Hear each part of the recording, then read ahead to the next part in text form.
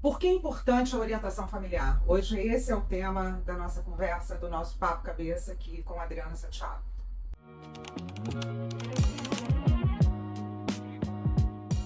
Qual é a importância do relacionamento dos pais com seus filhos? Em primeiro lugar, os pais são as primeiras pessoas e, na verdade, as únicas pessoas que a gente se relaciona quando a gente nasce, né? A criança não tem a capacidade de olhar para o lado, de olhar para outras pessoas, de representar essas pessoas.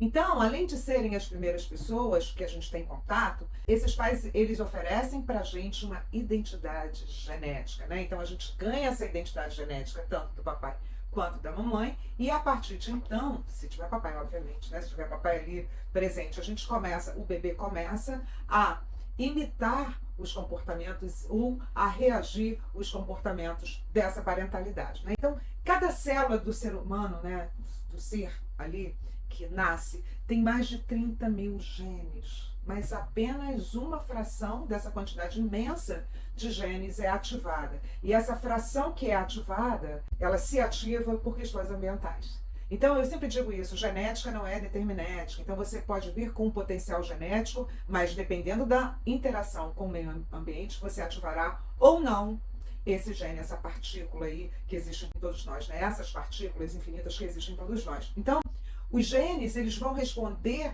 às atividades bioquímicas do corpo do bebê e, a partir daí, vai formar o que esse adulto se tornará. É assim que é. Então, é importante a parentalidade, né? A importância da relação parental é essa aí, é fundamental. Tudo que a gente é hoje é uma tentativa de recuperar o que aconteceu no nosso passado. Então, se você teve uma infância trágica, a recuperação é muito pior. Ok? Então, nossas experiências emocionais e sociais, elas são responsáveis por liberar substâncias bioquímicas que vão ativar o nosso potencial genético. De acordo com essa composição, a gente vai ser aí quem a gente é. Então, desde a concepção até os primeiros anos de vida, o nosso sistema nervoso vai sendo formado, vai sendo configurado. Então, durante esse período, o modo como os pais se comportam tem influência fundamental no comportamento emocional da criança, que posteriormente se tornará um adulto e terá outra criança. Então, eu sempre digo, a orientação parental, ela tem uma função de melhorar a humanidade, porque a gente melhorando aqui, papais e mamães ou educadores, de uma forma geral, que você pode mudar uma geração, e mudando essa geração, você vai, aí só contribuindo para a evolução da humanidade. Então, essa é a importância, as pessoas precisam entender, né? Porque as respostas dos pais aos bebês ensinam quais são os comportamentos adequados para pedir amor, por exemplo. Então, por exemplo, pais frios, pais que não atendem às necessidades afetivas da sua criança, provavelmente formará crianças também frias, que vão escolher como pares amorosos também pessoas incapazes de dar afeto, vão se habituar a não ter afeto durante a vida. A gente percebe isso aqui no consultório, o quanto gente privada de amor, de carinho, de atenção na infância acaba por perpetuar essa condição, escolhendo pares amorosos disfuncionais. Ok? E o que está nessa história toda? Depressão e ansiedade. É por isso que eu sempre digo, a depressão é uma condição histórica. A depressão tem a ver com a nossa história. Tem a ver com o que aconteceu com a gente no passado. E aí a gente vai acumulando, por não saber lidar com as emoções, se torna deprimido. E a depressão é o quê? É uma infecção generalizada de tristeza. Enquanto a ansiedade é uma infecção generalizada de medo. Às vezes as pessoas têm os dois, tem tanto depressão quanto ansiedade, né? Então, as primeiras experiências do bebê têm muito mais relevância para a composição do eu adulto do que a gente pode imaginar. Ah, mas o bebê não lembra. Eu não lembro dos primeiros anos de vida, ele não lembra mesmo. Por quê? O hipocampo, ele ainda está imaturo, que é o lugar onde as memórias são selecionadas para se tornarem permanentes ou não, ele ainda está ali, imaturo, e trabalhando ainda com muitas percepções do mundo. Então, o que a gente tem, de fato, são lembranças emocionais da nossa primeira infância, dos nossos primeiros anos de vida, nem diria primeira infância, que se estende um pouco mais, mas dos 3 anos, né, de 0 a 3 anos, a gente não tem muitas memórias cognitivas. São raras as memórias cognitivas que a gente tem. Mas, com certeza, o que está marcado na nossa alma, na nossa psique, na nossa mente, como queiram, né, no nosso corpo, são as experiências emocionais dessa fase de existência. Então é importante que os profissionais de saúde mental, os profissionais de educação, consigam explicar isso para quem pretende ter uma criança, para quem está grávido, para quem já pariu, né? Para quem educa um indivíduo pequeno. Quando eu falo, né, para quem está grávida, porque ainda no útero, a mamãe e o bebê, eles são ali eles têm um projeto de construção mútua. A placenta, ela é formada pelos dois, né? E essa placenta é um portal de nutrientes que libera oxigênio, secreções bioquímicas, hormônios, enfim. E é também uma barreira de proteção. Para que a criança ali, para que essa placenta filtre qualquer substância tóxica no sistema, de uma forma geral, né? Que o sistema pode levar de uma forma geral. Então, a placenta funciona bem se a mãe tiver um estilo de vida razoavelmente saudável. Se não for assim, a criança pode ter, inclusive, marcas físicas dessa história, né? Porque nas primeiras semanas de vida, as estruturas vão se formando, inclusive a face de uma criança, né? E é por isso que o consumo de álcool em excesso, especialmente álcool, mas álcool, outras drogas, o tipo de alimentação, causa o que a gente chama de síndrome alcoólica fetal. Quando a criança vem ali, ó, com as características faciais distintivas, com os olhos pequenos, o lábio superior fino. Então, tudo isso deixa marcas, né? Todo o comportamento materno, desde a gravidez, vai deixando marcas indeléveis naquele ser que está em formação. Marcas no corpo e marcas na mente, né? Marcas no emocional. Aliás, essa dicotomia corpo e mente já não existe mais. A gente já nem fala mais sobre essa questão cartesiana. Tudo é um conjunto, né? A gente é um conjunto, não existe mais a dicotomia entre corpo e mente. Então, o alimento é importante, né? Que tipo de alimentação? Você sabe que existe uma pesquisa que diz que o feto, além de receber, de se formar fisicamente, né? Ele está construindo hipóteses para a vida que o espera, sabe? É como uma previsão de tempo. Ele precisa se preparar para as condições futuras. Eu lembro que eu estudava numa escola municipal muito pobre, né? Com crianças muito pobres. E tinha um menino que morava na favela e ele cantava, a gente tinha uns 7 anos de idade, ele cantava uma música assim, que eu nem sei, eu vou procurar se tem essa música.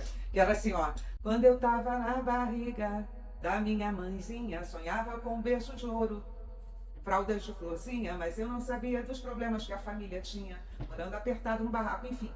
Então, essa música é muito verdadeira. Olha eu cantando, é muita cara de pau, gente. Mas, enfim, essa música é muito verdadeira porque hoje a neurociência confirma que as expectativas sobre a realidade são formadas ainda ali no útero. Então, o bebê começa a, de certo modo e organicamente, a entender se ele terá uma vida com alimentação abundante, dependendo de como essa mãe se alimenta, ou se ele vai precisar armazenar tantas calorias quanto possível para sobreviver. Escutaram o que eu falei? Então, há uma hipótese aí que alguns tipos de obesidade, eles já são marcados geneticamente por esse período, de acordo com a alimentação materna, né? E aí os cientistas vão chamar, os estudiosos nesse caso, vão chamar de um fenótipo poupador, ou seja, é ativado ali um gene na criança que vai entender que ele precisa poupar calorias para não morrer de fome.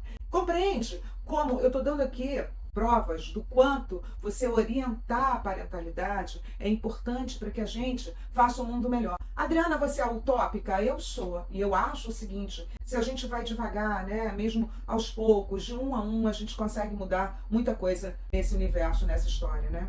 Uma outra coisa que é muito importante, além da alimentação, né, os altos níveis de cortisol no organismo da mãe aumentam a secreção de leptina, que é o hormônio que controla o apetite e a ingestão de alimentos. Vejam bem.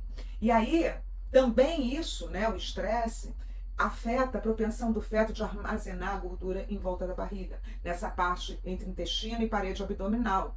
Isso é fato, né? E obviamente isso aumenta as chances de uma criança desenvolver obesidade. Então, uma mãe que se alimenta mal e é estressada passará com certeza toda essa informação para aquela criança que está ali se desenvolvendo. Gabor Maté, que é um pesquisador que eu amo, ele diz o seguinte, ó: antes de desenvolvermos a capacidade para participar da construção de nosso universo, o mundo nos molda.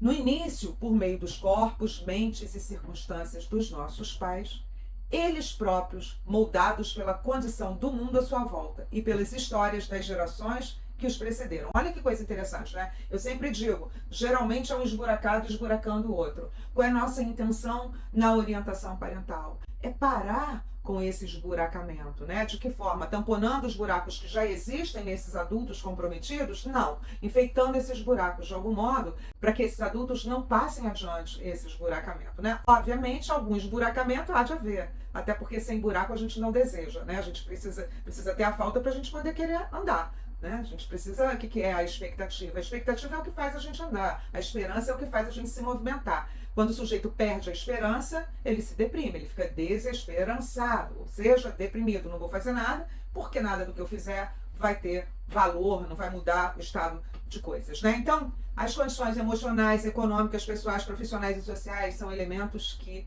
interferem fundamentalmente na formação de uma pessoa. A gente tem que olhar no entorno, que condição. Sempre, na nossa anamnese aqui do NUAP, eu sempre pergunto, né? Tá lá incluído. Como é que foi a sua gravidez? Como é que estava lá? Qual era o estado de coisas? Como é que sua mãe estava vivendo? Quais eram as condições? Você foi querido? Você foi desejado? Às vezes tem pessoas que se sentem rejeitadas de fato, né?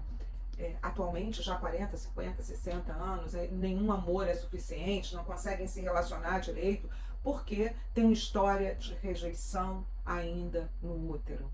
E a coisa vem, ó, se acumulando, até que se torna um quadro depressivo, uma depressão grave, um quadro de ansiedade, enfim.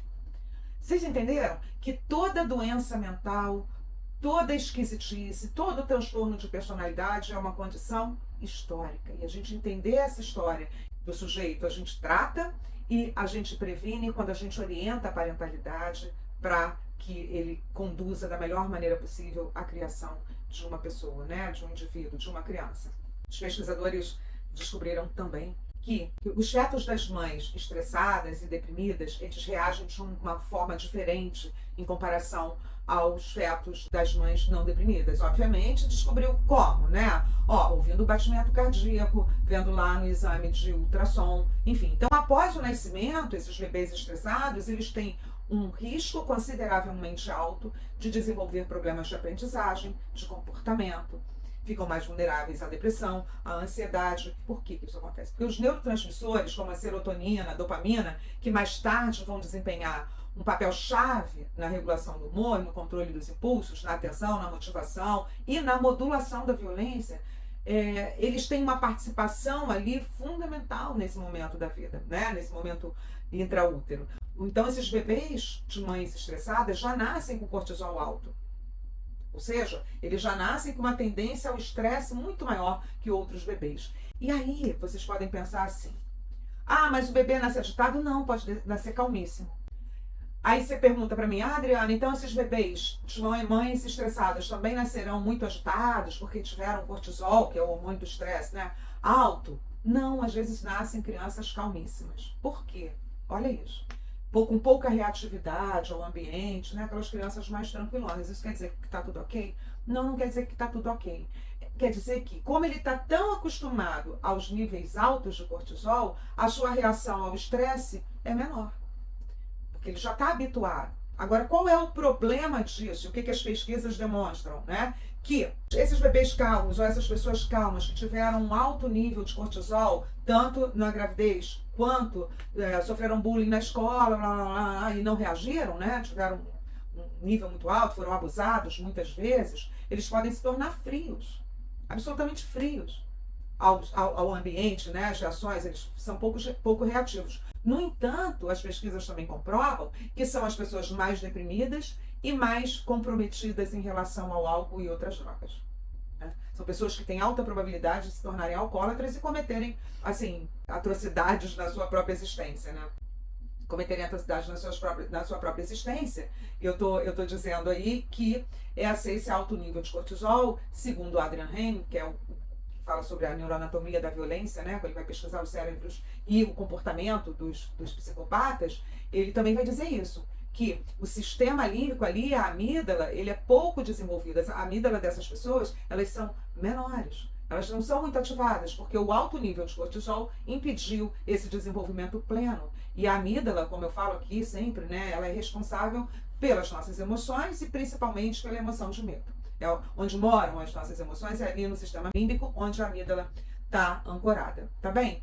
Se você se interessa por esse assunto, se você quer se tornar um orientador parental, se você trabalha numa escola, se você é psicólogo, psicopedagogo, pedagogo, diretor de escola, professor, você terá a oportunidade de saber um pouco mais sobre esse assunto no dia 10 de outubro, às 20 horas. É uma aula completamente gratuita, online, e é só clicar aqui que você vai conseguir se inscrever, ok? Então, torne-se um orientador parental para melhorar o mundo. Se você acredita nisso, você é tão utópico como eu, vem aqui, porque a gente, baseado em neurociência e terapia do esquema, a gente vai conseguir falar com os educadores de maneira simples, de maneira clara, para que ele melhore a lida ali com a criança que está por perto.